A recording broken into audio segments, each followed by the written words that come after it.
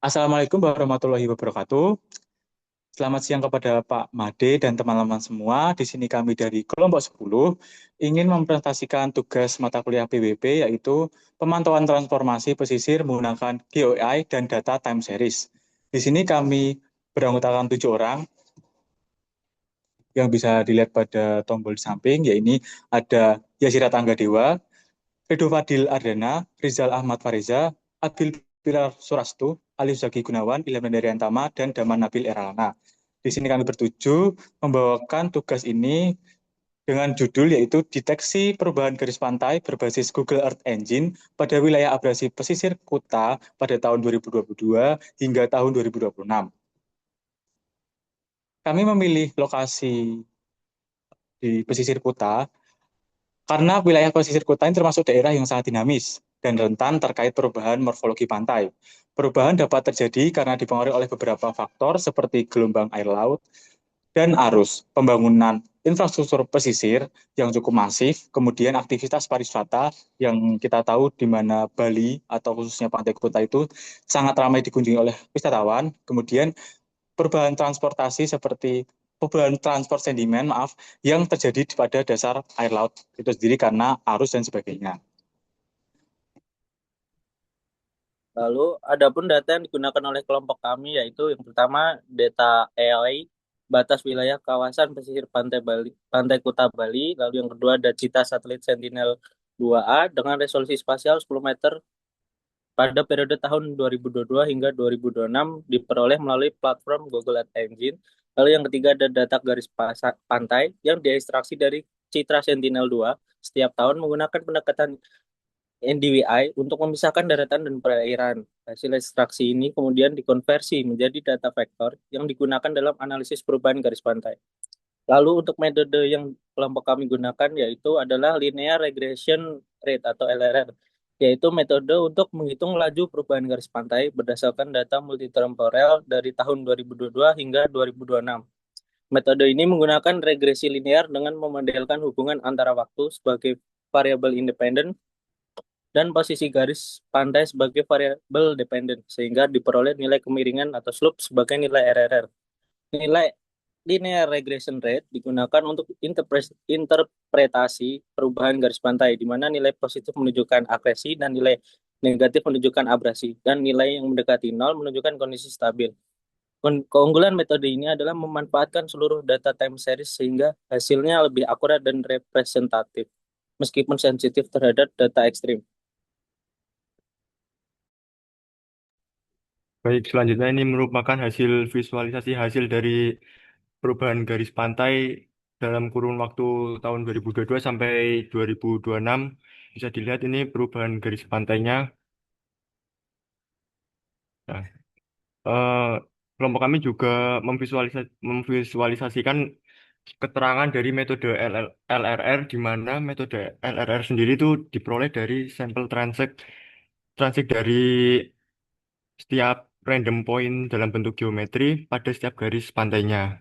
Nah, di mana itu abrasi itu sendiri itu eh, disimbolkan dengan warna merah dengan keterangan kurang dari 0 meter per tahun. Selanjutnya akresi sendiri itu warna biru lebih dari 0 meter per tahun. Untuk abrasi sendiri itu kurang dari 0 meter per tahun karena garis pantainya menyusut ke daratan sehingga mengalami penurunan dan nilainya negatif. Selanjutnya untuk akresi sendiri itu garis pantainya bertambah ke lautan sehingga garis angkanya itu menunjukkan lebih dari 0 meter per tahun atau adanya penambahan garis pantai. Nah, di sini kelompok kami juga memvisualisasikan hasil base map-nya menggunakan OSM, lalu ada citra satelitnya. Lanjut untuk ke tren perubahan garis pantainya dari tahun 2022 sampai 2026. Nah, pada tahun 2022 sendiri ke 2023 itu mengalami abrasi abrasi jarak dari 60,5 meter menuju ke 51 meter. Perubahan tersebut tidak terlalu jauh abrasinya. Selanjutnya untuk tahun 2023 ke 2024 mengalami agresi atau penambahan jarak garis pantai, lalu ke tahun 2024 ke 2025 juga mengalami agresi garis pantai. Selanjutnya, nah di sini di tahun 2025 ke 2026 sendiri tuh mengalami abrasi yang cukup tinggi dari yang awalnya sekitar 64 meter, 63 meter turun menjadi 39,8 meter. Hal tersebut Hal tersebut menyebabkan abrasinya sangat berubah signifikan dari garis pantainya tuh menyusut ke daratan.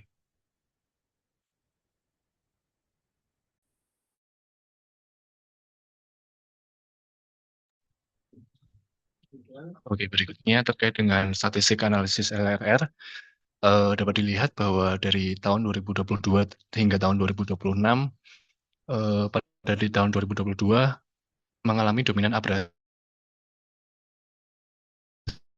dengan rata-rata LRR mencapai 2023 terjadi peningkatan agresi tertinggi yaitu dengan nilai 18,34 meter per tahun.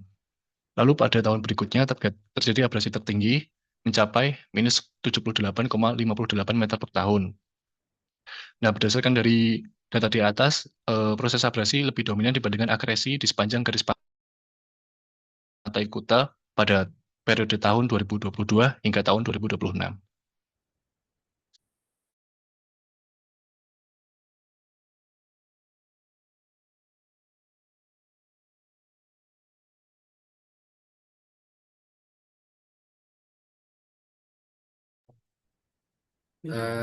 Untuk kemudian di sini ada deteksi perubahan dari data yang hasil sudah didapatkan.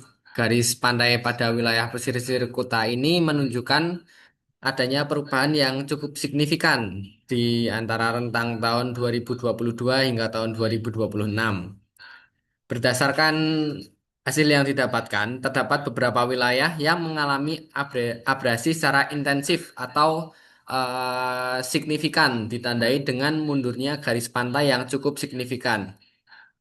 Sementara itu, terdapat beberapa area yang terjadi abrasi atau abrasi minor karena terdapat pemecah gelombang yang melindungi area tersebut. Bahkan bisa terjadi akresi akibat adanya sedimentasi atau pembangunan struktur buatan manusia.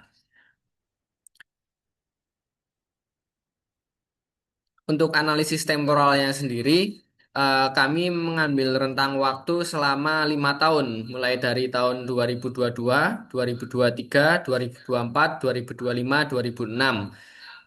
Dari tren data yang ada, disitu cenderung mengalami abrasi meskipun fluktuatif sifatnya antara abrasi dengan agresi. Pada tahun 2022 hingga 23, abrasi yang terjadi sendiri masih cukup minor. Kemudian pada tahun 2024 hingga 2025 justru terjadi agresi yang meningkat secara signifikan dengan puncaknya yang terjadi pada tahun 2025, di mana area yang terjadi agresi semakin meluas dan menjorok ke lautan. Pada tahun 2026 itu merupakan puncak dari abrasi dibanding dengan periode-periode sebelumnya. Abrasi yang terjadi ini sangat tinggi hingga kemunduran garis pantai mencapai kurang lebih 20 meter dari tahun sebelumnya. Dari data yang ada, wilayah yang sudah terkena abrasi akan terus mengalami abrasi. Jika tidak dilakukan pencegahan, dikhawatirkan abrasi akan semakin parah hingga mengikis lebih jauh ke daratan.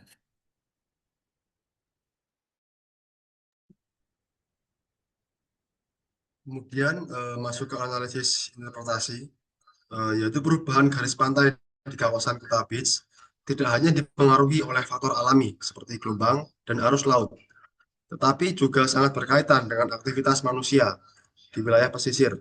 Salah satu utama penyebab abrasi jika dilihat dengan aktivitas manusia adalah pembangunan infrastruktur skala besar, termasuk reklamasi dan perluasan Bandara Ngurah Rai atau Ngurah Rai International Airport yang diperkirakan mencapai sekitar 100 hektar.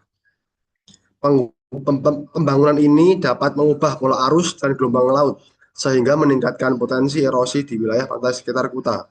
Selain itu, pembangunan berbagai struktur pantai seperti jeti atau bangunan pelindung muara atau pelabuhan, serta groin, bangunan penahan sedimen, dan dermaga juga dapat mempengaruhi distribusi energi gelombang.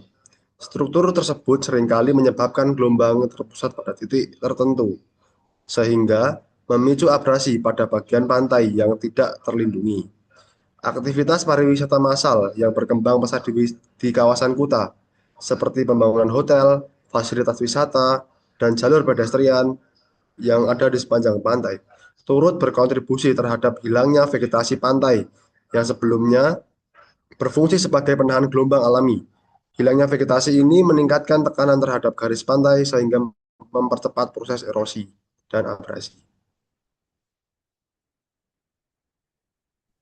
Ya, kesimpulan dari studi kasus yang kami lakukan, berdasarkan analisis kami, perubahan garis pantai pada periode 2022 hingga 2026 di wilayah Kuta memiliki dinamika pesisir yang menunjukkan kondisi yang cukup fluktuatif dengan dominasi proses abrasi dibandingkan akresi. Grafik tren perubahan garis pantai memperlihatkan bahwa pada periode 2022 hingga 2023 serta 2025 hingga 2026 mengalami kecenderungan penurunan garis pantai yang mengindikasikan terjadinya abrasi. Sedangkan pada periode 2023 hingga 2025 sempat terjadi peningkatan jarak yang menandakan proses akresi. Namun demikian, kondisi tersebut tidak stabil karena garis pantai terus mengalami perubahan tanpa adanya fase yang benar-benar stabil. Hasil analisis juga menunjukkan bahwa abrasi di wilayah Kuta tidak hanya dipengaruhi oleh faktor alam seperti gelombang dan arus laut, tetapi juga oleh aktivitas manusia di kawasan pesisir. Pembangunan infrastruktur besar seperti perluasan Bandara Ngurah Rai, terus pembangunan jeti, hingga groin dan dermaga dapat menyebabkan konsentrasi energi gelombang pada titik tertentu yang memicu abrasi di area yang tidak terlindungi. Aktivitas pariwisata massal juga berkembang pesat di kawasan kota. Ini juga mempengaruhi tekanan terhadap garis pantai karena pembangunan hotel, fasilitas wisata, dan jalur pedestrian yang mengurangi vegetasi pantai alami sebagai penahan gelombang. Di sisi lain, proses akresi terjadi karena periode investasi manusia seperti program penambahan pasir yang dilakukan pemerintah untuk pembangunan breakwater itu bertujuan untuk mengurangi energi gelombang dan menstabilkan garis pantai. Namun akresi dihasilkan dari upaya tersebut cenderung bersifat sementara karena material pasir masih rentan terkikis oleh gelombang laut. Untuk sumber datanya yang kami menggunakan Google Earth Engine yang tahun 2023 ini pakai citra satelit Sentinel-2. Lalu kami juga pakai beberapa uh, referensi jurnal. Mungkin itu saja dari kelompok kami, kurang lebihnya mohon maaf. Terima kasih.